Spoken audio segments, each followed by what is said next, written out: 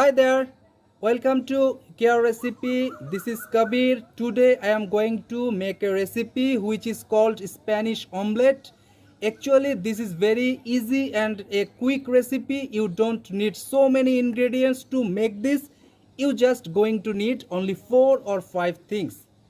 And this can be treated as a complete breakfast meal. And this is the beauty of this recipe.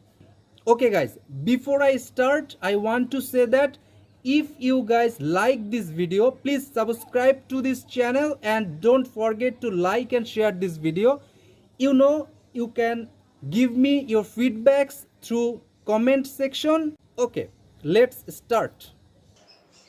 Viewers, take a look. As I said, you only need 4 main ingredients.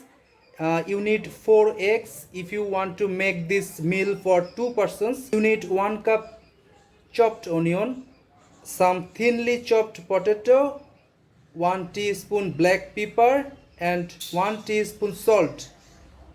Also you need half cup olive oil, and that's all.